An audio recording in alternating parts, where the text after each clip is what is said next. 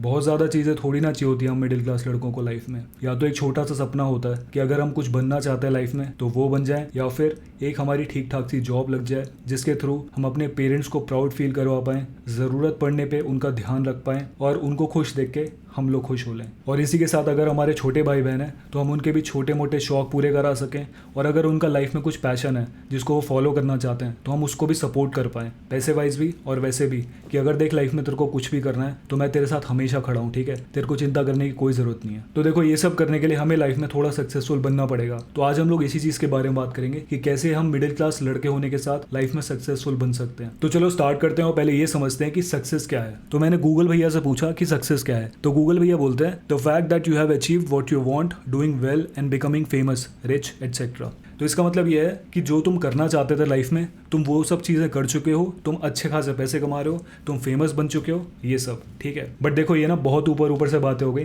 मेरे हिसाब से अगर सक्सेस को लाइफ में अच्छे से समझना है तो उसके 3 पिलर्स हैं, करियर, हेल्थ एंड रिलेशनशिप्स। तो देखो अगर हमें सच में सक्सेसफुल बनना है तो हमें इन तीनों चीज़ों को साथ में लेके चलना पड़ेगा। एक भी चीज़ की कमी होगी तो हम लोग उतने ज़्यादा खुश नहीं रह पाएंगे। तो देखो करियर क्यों इंपॉर्टेंट है। पहले तो तुम वो काम कर रहे हो जिसमें तुम्हें मजा आता है और साथ ही साथ उसमें पैसे भी आ रहे हैं, तो ये हो गया करियर से मिलने वाली खुशी, ठीक है। सेकंड चीज़ हो गई हेल्थ। अगर हमारी हेल्थ ठीक नहीं रहेगी तो हम लोग कितने भी पैसे कमा लें, हम कितना भी कुछ भी छाप लें, हम उसको डॉक्टर को ही दे के आएंगे बाद में। इससे अच्छा है कि हम लोग हेल्थ पे ध्यान दें। अगर हमारी हेल्थ ठीक रहती है तो हमारे ज़्यादा चांसेस होते हैं प्रोडक्टिव रहने के, ज़्यादा काम कर पाने के, तो हम लोग इससे भी ज़्यादा अचीव कर पाते हैं। और तीसरा हो गया हमारे रिलेशंस। हमारी फैमिली के साथ, हमारे फ्रेंड्स के साथ हम लोगों के कहीं पर भी थोड़ी बहुत अनबन हो जाती है तो हमारे दिमाग में वो चलता रहता है, तो हमारा ना पूरी तरीके से हम लोग फोकस नहीं कर पाते हैं अपने असली काम के ऊपर। तो इस तरीके से अगर हमारे रिलेशंस में थोड़ी प्रॉब्लम्स चल रही हैं तो हमें ना वो कहीं ना कहीं इफेक्ट करती हैं। तो इसलिए हमें इन तीनों चीज़ों को साथ में लेके चलना बहुत ज़रूरी है। तो देखो अब हमने सक्सेस के बारे में समझ लिया, अब हम लोग देखते हैं कि कैसे हम मिडिल क्लास लड़के इस सक्सेस की सीढ़ी को चढ़ सकते हैं।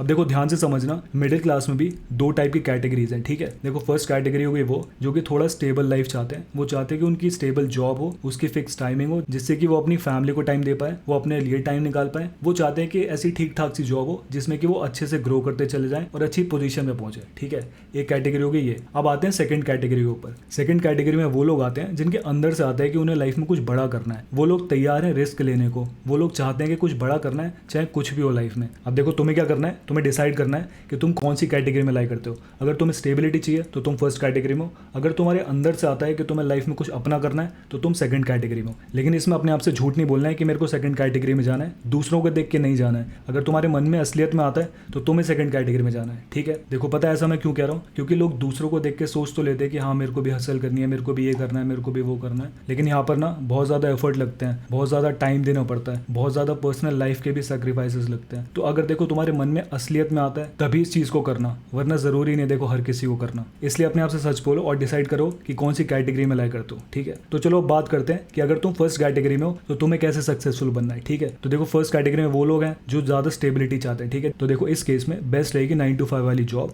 ठीक है। वो चाहे गवर्नमेंट हो सकती है, वो चाहे प्राइवेट हो सकती है, ठीक है। उनके अपने फायदे और नुकसान है, वो तुम अपने हिसाब से अपनी रिक्वायरमेंट के हिसाब से देख सकते हो और उनमें जा सकते हो। अब देखो इन जॉब्स को लेने के लिए सबसे ज़्यादा इंपॉर्टेंट चीज़ क्या रहने वाली है, ठीक है। वो रहने वाली तुम्हारी एजुकेशन। तो एजुकेशन सबसे ज़्यादा इंपॉर्टेंट चीज़ है यहाँ पर। किसी भी प्राइवेट या गवर्नमेंट जॉब की अलग अलग अपनी रिक्वायरमेंट्स हैं डिग्रीज और स्किल्स को लेके, ठीक है। तो तुम उन डिग्रीज और स्किल्स पे काम कर सकते हो और आराम से जॉब ले सकते हो। तो अब बात आती है कि कौन सी डिग्रीज या कोर्सेस लें। तो देखो वही कोर्सेस या डिग्रीज लेना जो कि तुम्हारी फैमिली की पॉकेट अलाउ करती है, ठीक है। ज़्यादा लोन वगैरह के चक्कर में नहीं पड़ना है, क्योंकि क्या होता है बहुत सारे लोग ऐसे होते हैं कि लोन वगैरह ले लेते हैं लेकिन उसके बाद उनकी जॉब भी नहीं लगती है। तो क्या होता है कि तुम लोग और ज़्यादा परेशान हो जाते हो। तो मान लेते हैं कि तुम अपनी एजुकेशन कंप्लीट करके फर्स्ट जॉब में जा चुके हो, ठीक है। तो वहाँ पर जाके क्या करना है कि अपने लर्निंग एटीट्यूड को नहीं छोड़ना है, अपनी स्किल्स को हमेशा इंप्रूव करते रहना है, हमेशा सीखते रहना है। और जब हम ऐसे ही सीखते रहेंगे और अच्छे से काम करते रहेंगे तो ईजिली आगे निकल जाएंगे। अगर तुम गवर्नमेंट जॉब में हो तो तुम्हें प्रमोशन वाले एग्जाम्स पे ध्यान देना है। अगर तुम प्राइवेट जॉब में हो तो तुम्हें क्या करना है, जितनी भी मार्केट में नई स्किल्स चल रही हैं तुम्हें उनको सीखते रहना है और उनसे अपडेटेड रहना है, ठीक है। तो ऐसा करने से तुम आराम से ग्रो करते चले जाओगे। और अगर तुम प्राइवेट जॉब कर रहे हो और तुम्हें लगता है कि तुम्हें उतनी ज़्यादा ग्रोथ नहीं मिल रही है तो तुम लोग कुछ टाइम बाद स्विच कर सकते हो बेटर ग्रोथ के लिए, और ऐसे ही ग्रो करते करते तुम लोग अच्छी खासी पोजीशन पे पहुंच जाओगे। तो चलो अब आते हैं सेकंड कैटेगरी पे।